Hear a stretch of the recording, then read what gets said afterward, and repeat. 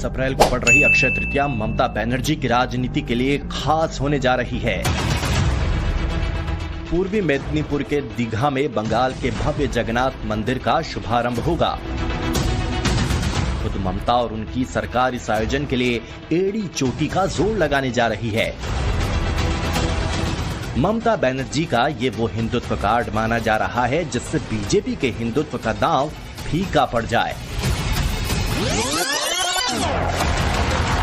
लेकिन जरा ममता की राजनीति के पन्नों को पीछे पलट कर देखिए। याद कीजिए वो मौका जब अयोध्या के राम मंदिर में प्राण प्रतिष्ठा हो रही थी।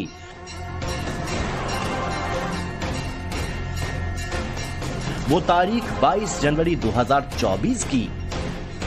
इधर देश राममय था। पीढ़ियां खपाकर हिंदू जनमानस अयोध्या का राम मंदिर का सपना पूरा होता देख रहा था। तो उधर बंगाल की धरती पर ममता बनर्जी सर्वधर्म रैली निकाल रही थीं। उस रैली में बीजेपी से लड़ने की उनकी जो अभिव्यक्ति थी, उनकी राजनीति की लकीर को साफ खींच रही थी।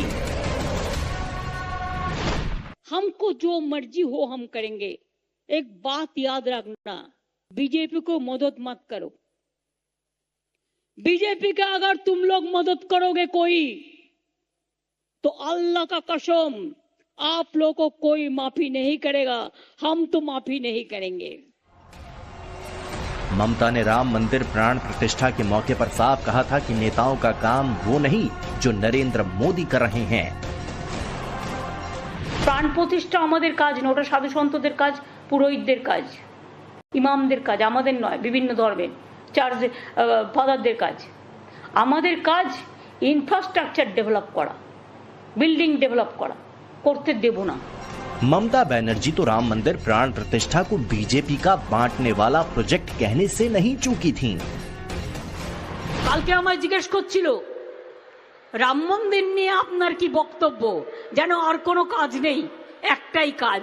আমি সেই উৎসবে বিশ্বাস করি যে উৎসব সবাইকে নিয়ে চলে, সবাইকে নিয়ে কথা বলে, একতার কথা বলে।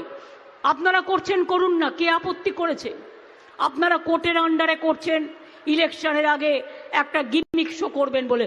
আমি আপনাদের কাছে ওয়াদা করে যাচ্ছি, আমি আপনাদের কাছে শপথ করে যাচ্ছি, আমি আপনাদের ঈশ্বরের শপথ করে বলছি, আল্লাহর কসম খেয়ে বলছি, মনে রাখবেন আমি কোনোদিনও হিন্দু মুসলমান শিখ খ্রিস্টান তপশিলি আদিবাসীদের ভাগাভাগি করতে দেব না। अभी यही ममता बनर्जी 2026 के बंगाल चुनाव के ठीक एक साल पहले ओडिशा के विश्व प्रसिद्ध पुरी जगन्नाथ मंदिर जैसा बनाए गए दीघा के जगन्नाथ मंदिर के लोकार्पण कार्यक्रम को नेतृत्व दे रही होंगी। ममता बनर्जी पर मुस्लिम तुष्टीकरण का बीजेपी का आरोप पुराना है और बहुत गहरा है। अभी 2024 में रामनवमी के पहले जब वो अपने मुस्लिम समर्थकों के बीच ईद मनाने गई थीं, तो उनके इस बयान पर हंगामा मचा था। अरे लोग किसका नाम पे आपको नाम है दंगा करने चाहता है? कोई दंगा करने अगर आते हैं, आप चुपचाप रहो, माथा ठंडा रहो, बिल्कुल आप रहे कुल, हम रहेगा कुल। उसको दाना फसाद का चक्रांत हम नहीं करने देंगे। बीजेपी के आरोपों के मुताबिक ये हिंदुओं को दंगाई ठहराने वाला बयान था। लेकिन अब 2026 के बंगाल चुनाव के पहले ममता बनर्जी सिर्फ दीघा का जगन्नाथ मंदिर ही सौंपने वाली नहीं, बल्कि उनकी राजनीति में एक एक कर हिंदू पहचान ज्यादा बड़ी बनती जा रही है। 12 मार्च को बीजेपी के हिंदू विरोधी होने का आरोपों का जवाब देते हुए ममता बनर्जी ने कहा, मैं खुद हिंदू हूँ, मुझे क्या आपसे मेरे हिंदू होने का सर्टिफिकेट लेना होगा? मेरे लिए अब आप लोग तय करेंगे कि मैं दुर्गा पूजा करूंगी या काली पूजा।